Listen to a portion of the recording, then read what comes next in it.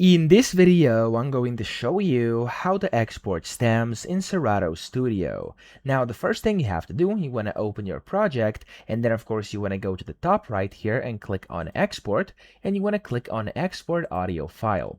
From here, you want to switch from Export Master to Export Stems. You want to go and of course select the file type. So we have a WAV or MP3, it's up to you. And then here you can go and select if you want to export the loop region only. I'm not going to do that. You could also go and export drum pads as individual audio files. So if you have any drum pads, you can export these as individual if you want to.